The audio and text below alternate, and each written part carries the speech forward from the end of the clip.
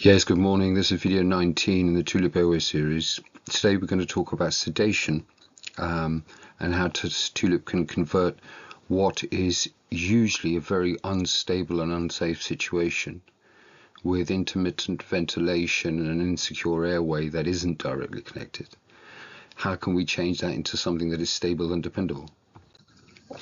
Well, okay, so how can we do that?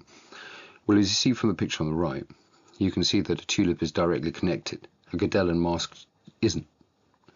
Now, so that way you get a hands-free, directly connected ventilating airway where with a tulip you get full IPPV. You're getting 100% O2 through a Bain circuit.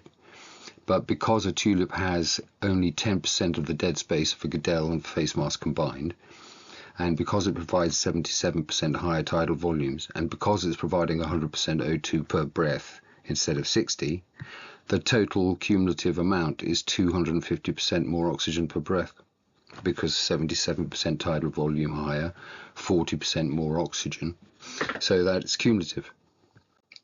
Okay, so already you can see that if you replace a Gedellan mask or something like a Bergman airway for sedation, for colonoscopy, for bronchoscopy, for all of these types of things, if you replace it with a tulip for a donor hands-free directly connected IPPV airway, then I think you'll agree that we are replacing unstable with stable. We're giving you continuous management ability instead of intermittent. It's something that's secure versus something that's not secure. So the one thing we need to do is just basically go over the anatomy of where a tulip sits. I apologize to the people who've seen part of this before, but I think each video needs to be sort of all encompassing and enclosed in one place. So a tulip is oropharyngeal. As you can see from the picture on the left, it sits between the tip of the soft palate and the tip of the epiglottis, and that's within the glossopharyngeal nerve distribution, right? So a tulip is oropharyngeal. That's why you can use it for sedation. It's not supraglottic, it's not as far down as an LMA or an iGel would be, and that means it only stimulates the glossopharyngeal nerve. Okay, so location, as you can see, soft palate on the top side, tip of the epiglottis and the south side, only the oropharynx. It's not in the mouth, it's not around the larynx, it's oropharyngeal. All right, so it isolates the single tube of the oropharynx, where the nose and the mouth combine into one tube before breaking into two with the trachea and esophagus. That's where the tulip sits, in the single tube. So the tulip forms a circumferential seal around the single tube of the oropharynx. It's not supraglottic, all right? So comparatively, if you look at, for example, on the bottom left, you'll see an ET tube is in the trachea. Right, you can't tolerate that, semi-conscious, I think we all know that. Combi tube, top right, same. LMA, iGel, when you're semi-conscious, and even an LMA and iGel is difficult, isn't it? All right, so why does that make a difference? Well, tulip is glossopharyngeal nerve distribution, and that induces swallowing, and we'll show you that in the video at the end, some of you may have seen. But that means people who are recovering with the tulip don't gag, they don't cough, they don't vomit. They can tolerate it semi-conscious, which enables use in induction, recovery, sedation, like a Gedell, but unlike an LMA or an iGel. So what it is the tulip is much smaller, sits much higher, that enables it to be tolerated in semi-conscious conditions and for sedation. So the tulip really can do what no other airway can do. Now, of course, you can do starved elective, you can do resus, you can do unconscious IPPV sitting on your head. It's semi-conscious that's more difficult, and semi-conscious is not possible with an LMA or an iGel. But okay, so let's talk about sedation.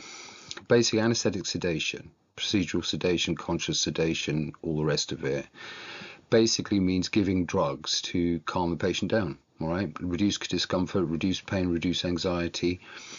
And it has quite a broad range from kind of just gently sleepy to quite, unresponsive almost, but not fully unconscious. Okay, so you've got minimal, moderate, deep, right? So different levels, I think you all understand that.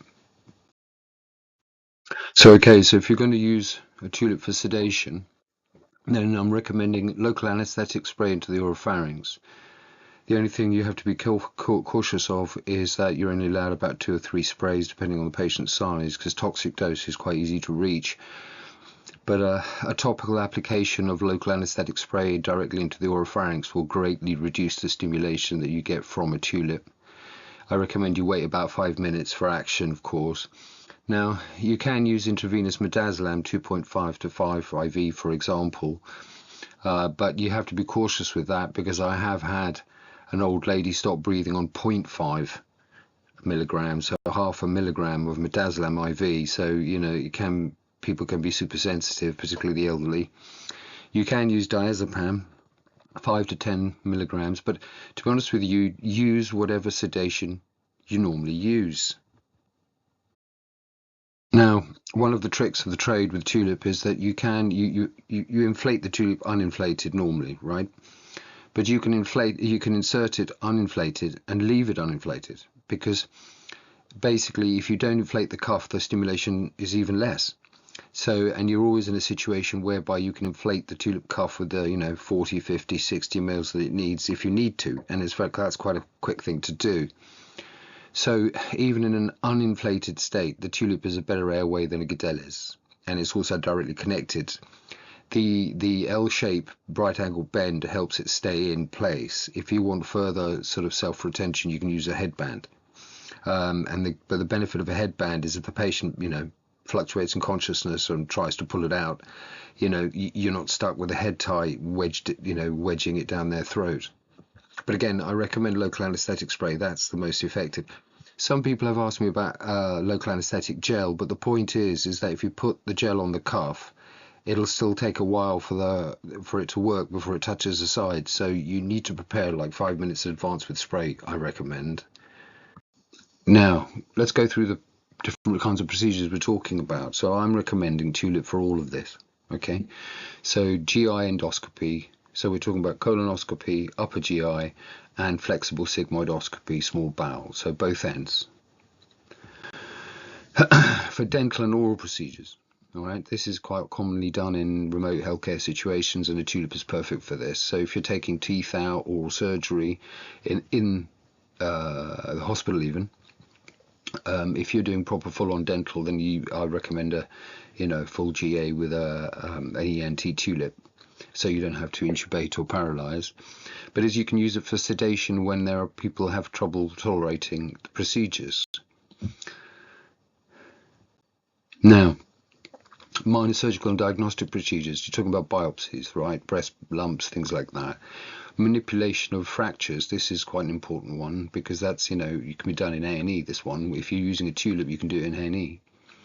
All minor surgery, cystoscopy, bronchoscopy, lumbar puncture, all right, you get it.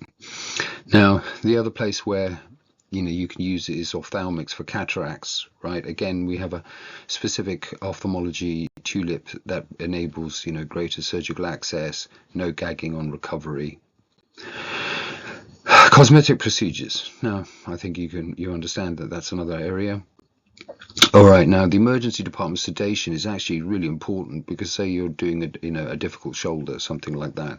DC cardioversion, that's another really important one. Imaging. Now we're talking, people are using tulips for, top of head off in an MRI type situation. So, all of those kind of very difficult situations as well. Okay, so you understand that basically the tulip can be tolerated in a semi-conscious condition because of its anatomical location, right?